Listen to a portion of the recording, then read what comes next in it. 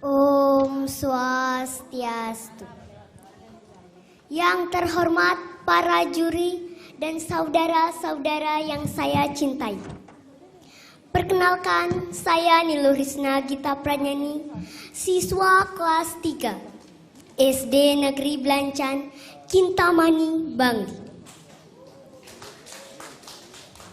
Pada kesempatan kali ini, saya akan membawakan sebuah cerita yang berjudul Perjuangan I Gusti Ketut Jelantik.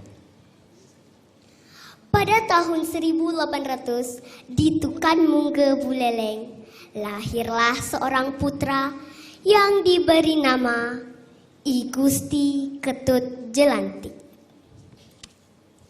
Pada masa muda, I Gusti Ketut Jelantik sering berkunjung ke desa Kali Bukbuk. Di desa itu terdapat kerajaan kecil dengan aktivitas utama masyarakat, yaitu bertani. I Gusti Ketut Jelantik dan keluarga kecilnya tinggal di sana dan bekerja sebagai petani.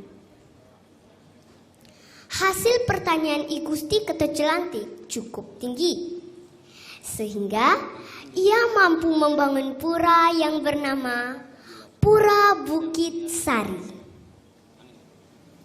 Lambat laun, ketokohan I Gusti Ketut Jelantik semakin dikenal masyarakat luas.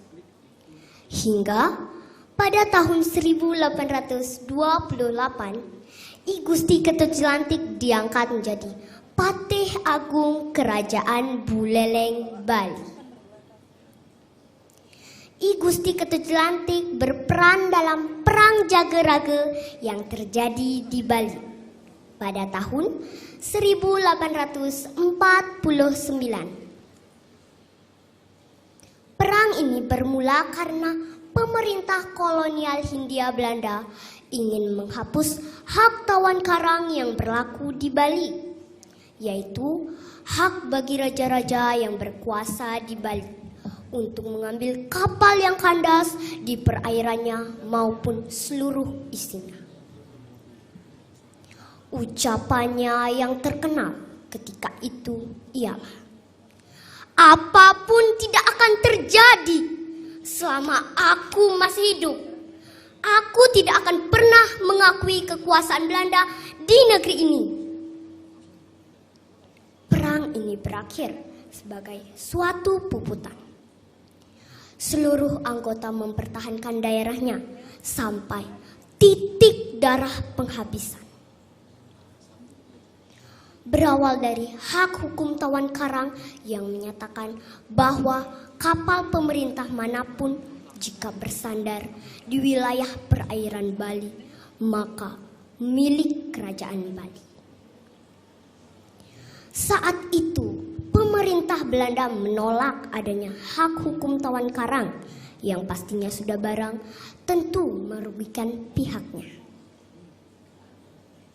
Bagi patih kerajaan Buleleng, I Gusti Ketut Jelantik, penolakan tersebut sangat meremehkan. Akhirnya, I Gusti Ketut Jelantik menanggapinya dengan sikap meradang.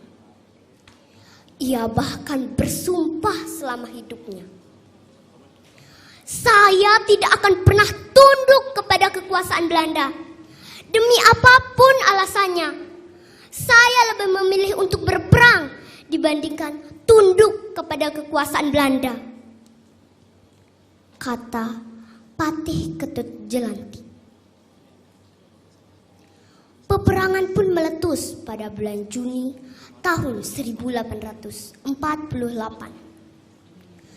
Ini tak hanya melibatkan tentara Belanda, tapi juga kerajaan-kerajaan yang berhasil diperdaya Belanda untuk tunduk kepada Belanda.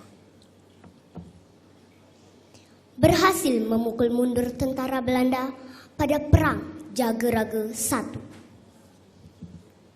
Tahun 1849, Belanda kembali menyerang wilayah Jageraga dengan pengalaman strategi yang pernah dipelajari. Maka pada 16 April 1829, Buleleng jatuh ke tangan Belanda. Kalah dalam berperang, I Gusti Ketejelantik melarikan diri ke pegunungan Batur Kintamani. Ia bertahan di perbukitan Bale Pundak dan akhirnya gugur dalam perjuangan ketika Belanda mengetahui gerak-geriknya dan berhasil mengapungnya. I Gusti Ketejelantik ditembak oleh tentara Belanda. Dar, dar, dar. I Gusti Ketejelantik jatuh tersungkur. Dan I Gusti Ketejelantik gugur pada tahun 1849. Berkat usahanya yang tetap teguh membela tanah kelahiran.